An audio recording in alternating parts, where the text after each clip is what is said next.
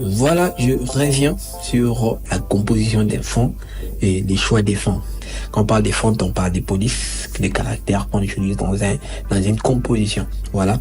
Je garde le même plan de travail que j'ai commencé avec et puis on va faire le choix du fond. On commence par travailler les fonds. Voilà. Ma photo est là avec un texte peut-être qui parle de moi. Peut-être c'était une biographie.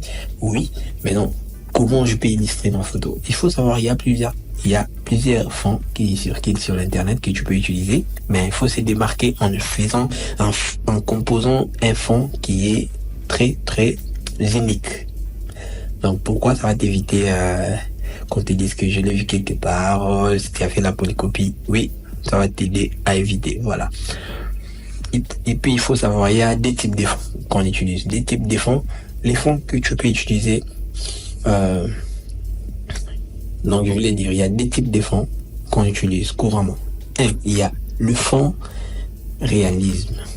Ça, c'est d'après mon Paul Waba. Le fond réalisme, c'est quoi? C'est un fond qui met votre photo dans les réels. Donc, qui fait comme si c'était réel. Donc, on joue avec la lumière, on joue avec les effets. Voilà. Il y a aussi des fonds qui sont en vecteur. Donc, les fonds qui sont en forme vectorielle. Donc, ce sont des fonds qui sont composés des formes, tout ça. Voilà. Maintenant, ici, je vous montre comment je vais faire pour le défond. Je commence avec le premier fond, le fond réalisme. Donc, je viens dans mon dossier de fond que je vais pas vous montrer. Je vais juste choisir un fond plus rapidement et plus facilement. Par exemple, je prends ces fonds. Tous vous avez vu ces calques que j'ai pris. C'est une maison antique avec des fenêtres antiques. Je pense que c'est l'histoire romaine, tout ça. Et puis je vais mettre en fond. Je vais agrandir pour remplir mon fond. Et puis déjà, il faut savoir quand tu fais le réalisme, il faut jouer avec la sagesse et l'intelligence. Donc la distance où j'ai pris, par exemple, où je suis positionné moi, cette photo avec le fond qui est derrière moi. Je pense qu'il doit y avoir une grande distance. Et puis cette distance doit être définie par rapport au flou qu'elle doit contenir cette image à l'arrière de moi. Alors je suis sur l'image, je vais pixeliser l'image et puis je viens sur flou. Je vais ajouter un flou aussi. Je viens. Je pense que c'est pas des trop, mais parce que c'est un flou. Mais imagine quand tu fais une photo shoot avec un bon appareil, avec un bon focal, ça va donner un flou à l'arrière. Donc, moi j'ai besoin de ces flous là. Voilà, je mets ces flous. Et puis, vous allez voir que déjà, ça donne une bonne impression. Mais je veux vraiment que ça soit réel.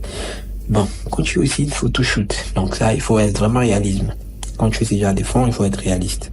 Donc, quand tu fais une photo shoot, quand tu as de lumière devant moi pour me faire une photo, normalement tout ce qui est après moi doit être sombre, doit être vraiment très sombre. Donc pas très sombre mais un peu soft. Voilà, je prends la photo, je réduis, voilà. J'ai réduit ça comme ça. Pourquoi j'ai réduit l'opacité pour laisser ma photo et le texte. Donc et tout ce qui est nécessaire, ce n'est pas vraiment le fond qui est très nécessaire, mais c'est mon texte et moi-même. Je sais pas si je me fais comprendre. Je pense que vous comprenez très bien. Alors, je laisse pas comme ça. Je vais essayer un peu d'ajouter aussi une touche que j'aime souvent ajouter dans mes histoires. C'est une touche particulière. Je suis en train de gommer en bas pour ne pas saturer la vie. Parce que quand une personne pointe ses yeux sur ton affiche directement, si c'est surchargé, il ne saura pas lire. Mais si ce n'est pas surchargé, il va lire. Voilà. Je mets ces fonds. Et puis je vais bloquer. Quand une personne regarde normalement, quand tu regardes, même toi quand tu regardes, tu vas voir directement que donc tu manques même d'explication. Comment tu veux m'expliquer? C'est un fond, il a fait comment? Voilà, c'est déjà unique. C'est juste des petites techniques qui sont vraiment très proches à la perfection. Mais il faut savoir c'est pas parfait. Voilà.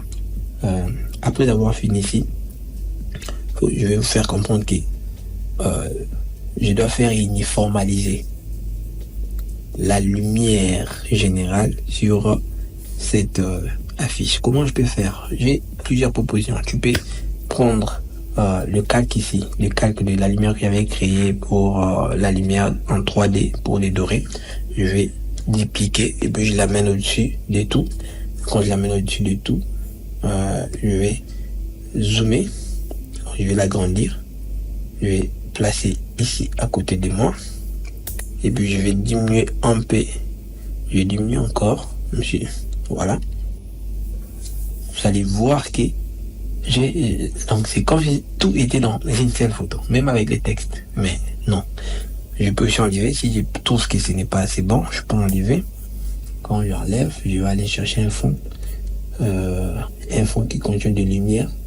Je pense que vous allez trouver ce genre de fonds partout, sur Pinterest, sur Freepik, sur Google Images. Donc vous allez trouver ce genre de fonds partout. Je suis certes, oui, que vous allez trouver, mais il faut pas me demander ça parce que je vais pas vous le donner. Il faut s'offrir à chercher et puis les retrouver vous-même. Comme moi aussi, je l'avais trouvé. Et puis, voilà, c'est devenu des richesses que je commençais à vous partager. Donc, je suis en train de chercher le son. Voilà. C'est le fond en question. Le fond en question. Je mets ici. Je vais agrandir. J'agrandis. Je viens sur mode diffusion. Je vais prendre superposition. Oui. Je vais diminuer un peu d'opacité. Donc, vous voyez, automatiquement, j'inclus tout ce que je fais dans une seule image. Je pense que vous avez vu comment j'ai créé mon fond avec une bonne composition graphique et puis une différence avec tous ces autres fonds. Voilà, c'était le quatrième point que je vais associer au cinquième point qui est le choix des fontes. Le choix des fontes, c'est le choix des polices. Voilà. C'est très très intéressant comment faire votre choix des polices. D'abord, il faut savoir que le choix des polices, ça dépend de l'activité que vous faites. Les choix des polices dépendent du secteur d'activité que vous êtes en train d'organiser. Alors, en dehors de ça, il faut savoir que ce n'est pas tout le monde qui sont prêts à admirer des polices qui sont éclaboussantes. Donc, pourquoi je peux dire ça? Les polices éclaboussantes ont vraiment des complications à être liées. Il faut utiliser des polices simples, des polices à bonne forme, des polices présentables. Et puis, une chose que la plupart ne savent pas, et puis peut-être ignorent, qu'il y a des polices qui sont beaux, bien, mais à voir que quand ils sont en minuscule. Et quand vous le mettez en majuscule, ça perd de la beauté directement. Si vous l'avez jamais constaté, c'est maintenant que vous devez vous mettre au travail à les constater. Donc, quand tu vois déjà les genres de fontes que vous mettez en majuscule, que ça perd des beautés, alors enlevez et remplacez. Ou bien utilisez les carrément en minuscule. C'est un secret que je vous livre. Alors, toute composition graphique est beau avec des choix des polices simples et puis passables. Alors, comment aller télécharger vos fontes? Il faut utiliser des sites gratuits et puis il y a des sites gratuits qui sont sur internet pour vous aider à télécharger des polices gratuitement, comme Dafont. Dafont est là pour vous aider à télécharger des polices gratuitement.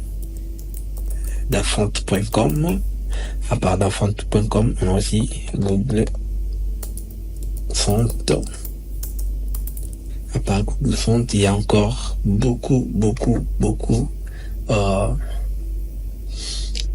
beaucoup de sites sur internet qui vont vous aider à avoir des fonds des polices gratuitement, mais des bons polices seront payants sur d'autres plateformes. Mais Dafont et Google Font sont là et gratuits. Voilà